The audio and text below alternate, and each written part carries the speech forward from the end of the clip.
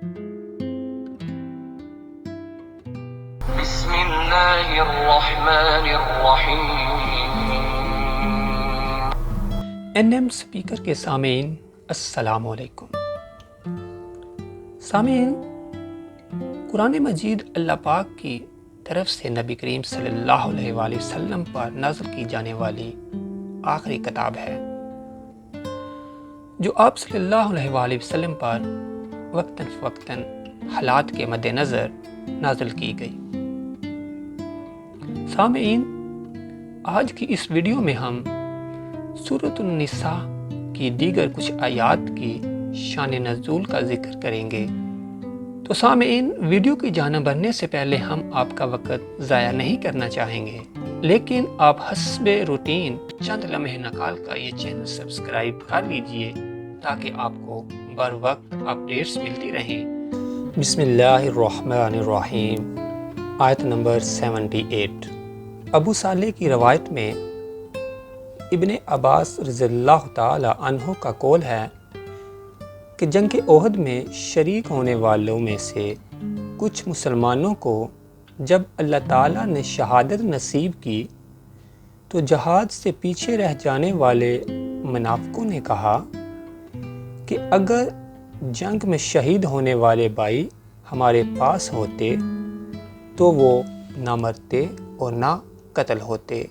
اس پر اللہ تعالیٰ نے یہ آیت نازل کی۔ آیت نمبر 92۔ ابو عبداللہ بن ابی اسحاق نے جملہ سے روایت کر کے خبر دی کہ حارث بن یزید نبی کریم صلی اللہ علیہ وآلہ وسلم کے سخت خلاف تھا۔ وہ اسلام لانے کی غرض سے آیا تو اس کی ملاقات عیاش بن ابی ربیع سے ہوئی۔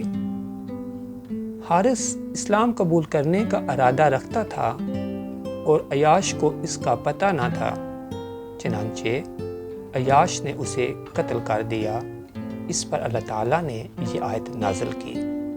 دوسری روایت میں الکلبی نے اس قصے کی تشریح کچھ یوں کی ہے۔ اس کا کہنا ہے کہ عیاش بن ابی ربیع مخزومی نے اسلام قبول کیا، لیکن اسلام کا اظہار کرنے سے خوف زدہ ہوا اور مدینے چلا گیا۔ پھر مدینے کے ایک قلعے میں جا کر محصور ہو گیا۔ اس کی ماں نے سخت جزا فضا کیا۔ اس نے اپنے دو بیٹوں ابو جہل اور حارث ابن ہشام سے کہا، یہ دونوں عیاش کے ستیلے بھائی تھے، کہ خدا کی قسم جب تک تم مجھے عیاش کو لا کر نہ دو گے، نہ تو میں گھر کے اندر جاؤں گی اور نہ ہی کھانا کھاؤں گی۔ یہ دونوں بھائی عیاش کو تلاش میں نکلے۔ ان کے ساتھ حارث بن زید بن ابی انیسہ بھی نکل پڑا۔ یہ تینوں مدینے آ پہنچے۔ یہ عیاش کے پاس آئے، وہ قلعے کے اندر تھا۔ ان دو بھائیوں نے اس سے کہا کہ قلعے کے نیچے اتر آؤ، تیرے بعد تیری ماں کھلے آسمان تلے ہے۔ اس نے قسم کھائی ہے کہ جب تک تم اس کے پاس واپس نہیں لوٹتے اور وہ نہ کچھ کھائے گی اور نہ پیے گی۔ ہمیں اللہ کی قسم ہے، ہم نہ تجھے کسی بات پر مجبور کریں گے اور نہ ہی تیرے اور تیرے دین کے درمیان حائل ہوں گے۔ جب انہوں نے اسے اس کی ماں کی جزا فضا اور آہوزاری کا بتایا اور اسے امن کا یقین دلایا تو قلعے سے نیچے اتر آیا، تو انہوں نے اسے مدینے سے نکالا اور رسی سے باندھ لیا۔ کہتے ہیں ان میں سے ہر ایک نے اسے 100 کوڑے مارے اور پھر اسے اس کی ماں کے پاس لے گئے۔ اس کی ماں نے اس سے کہا کہ خدا کی قسم میں تب تک تیرے بند نہیں کھولوں گی جب تک تم اس بات کا انکار نہ کرو جس پر تم ایمان لائے ہو۔ اس کے بعد گھر والوں نے اسے باندھ کر دھوپ میں ڈال دیا۔ اس نے ان کی بعض باتیں، ان کے کچھ مطالبات مان لیے جو انہوں نے اس سے کیے۔ پھر حارث بن یزید اس کے پاس آیا اور اس سے کہا کہ اے عیاش، خدا کی قسم، اگر تم وہ بات جس پر ایمان لائے ہو ہدایت ہے تو پھر تم نے ہدایت چھوڑ دی، اور اگر یہ گمراہی ہے تو تم پہلے ہی گمراہی میں تھے۔ عیاش ان کی اس بات سے ناراض ہوا اور اس نے کہا کہ خدا کی قسم، تم جب بھی مجھے اکیلے ملے تو میں تم کو قتل کر دوں گا۔ اس کے بعد عیاش مسلمان ہو کر اور ہجرت کر کے مدینہ چلا گیا۔ پھر حارث بھی مسلمان ہو کر مدینہ ہجرت کر کے رسول اللہ صلی اللہ علیہ وسلم کے پاس چلا گیا۔ جس دن حارث مدینہ گیا اس روز عیاش وہاں موجود نہ تھا۔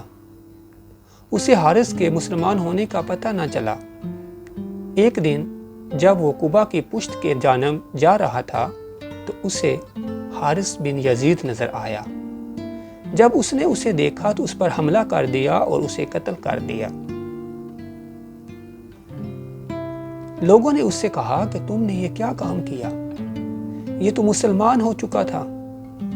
عیاش لوٹ کر رسول اللہ صلی اللہ علیہ وآلہ وسلم کے پاس آیا اور عرض کی کہ اے اللہ کے رسول، آپ کو میرے اور حارث کے درمیان دشمنی کا پتہ چل گیا ہے۔ مجھے اس کے مسلمان ہونے کا پتہ نہیں چلا، میں نے اسے قتل کر دیا۔ اس پر جبریل امین اللہ تعالیٰ کا یہ قول لکھ کر نازل ہوئے۔ آیت نمبر 105 سے آیت نمبر 112۔ ان تمام آیات کا شان نزول ایک ہی ہے، وہ یہ کہ انصار میں سے ایک شخص طمع بن ابیرک نامی قبیلہ ظفر بن حارث کا ایک فرد تھا۔ اس نے قتادہ بن نعمان نامی اپنے پڑوسی کی ڈھال چرا لی۔ یہ ڈھال آٹے کے ایک تھیلے میں تھی۔ تھیلے کے سوراخ میں سے آٹا گرنے لگا، یہاں تک کہ یہ شخص اپنے گھر پہنچا اور اس پر ابھی آٹے کے نشان تھے۔ اس نے ڈھال زید بن سمین نامی اپنے ایک پڑوسی یہودی کے ہاں چھپا دی۔ طمع کے ہاں ڈھال کی تلاشی کی گئی تو وہاں نہ ملی۔ طمع نے ان سے اللہ کی قسم کھا کر کہا کہ نہ تو اس نے ڈھال لی ہے اور نہ ہی اس ڈھال کا کچھ پتہ ہے۔ ڈھال کے مالکوں نے کہا کہ خدا کی قسم، یہ شخص ہمارے گھر کے اندر داخل ہوا اور اس نے ڈھال لی ہے۔ ہم نے اس کے گھر میں داخل ہونے تک اس کا پیچھا کیا اور ہم نے آٹے کے نشان دیکھے۔ جب طمع نے قسم کھا لی تو اسے چھوڑ دیا گیا اور گرے ہوئے آٹے کے نشان کا پیچھا کرتے ہوئے یہودی کے گھر تک پہنچ گئے۔ انہوں نے یہودی کو پکڑا تو یہودی نے کہا کہ مجھے یہ ڈھال طمع بن ابیرک نے دی ہے۔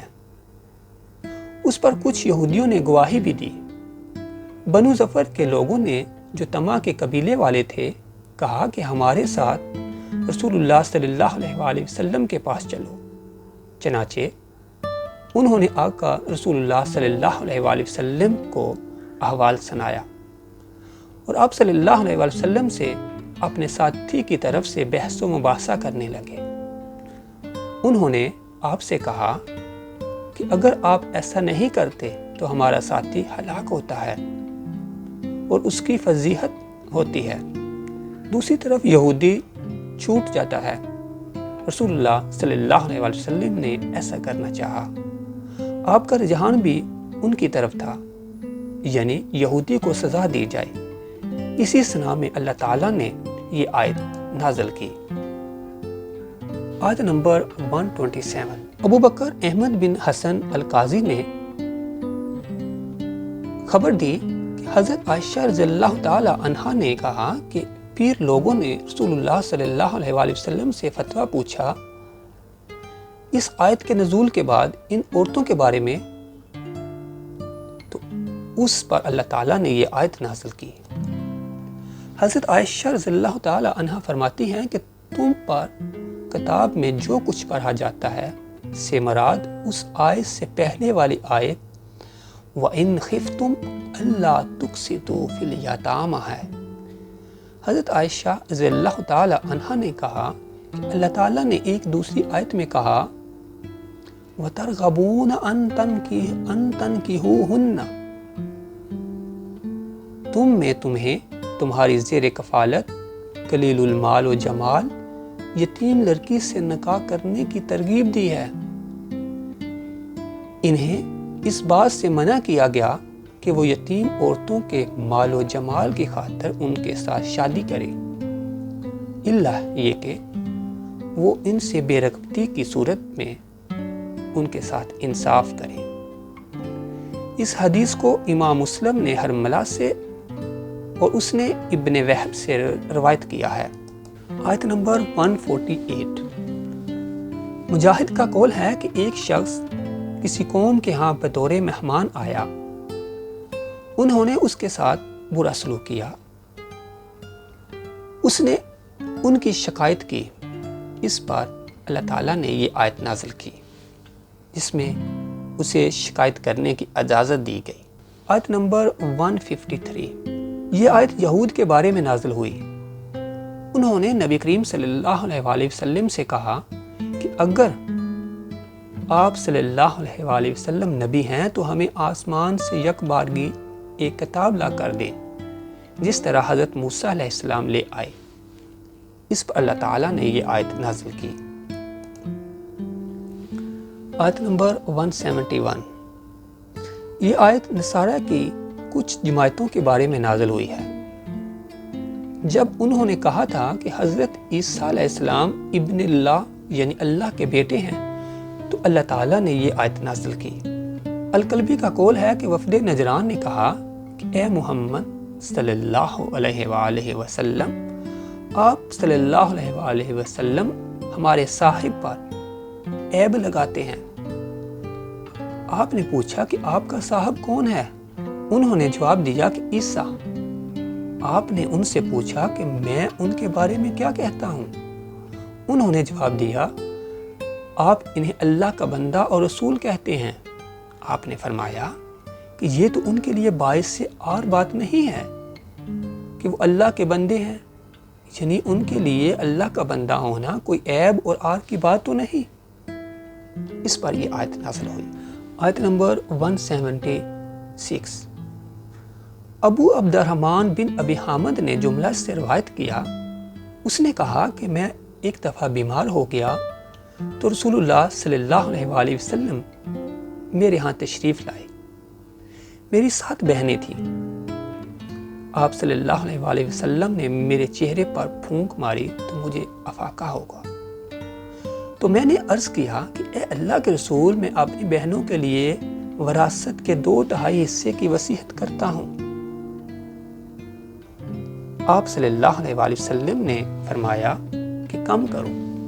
میں نے عرض کیا کہ نصف۔ آپ صلی اللہ علیہ وآلہ وسلم نے فرمایا کم کرو۔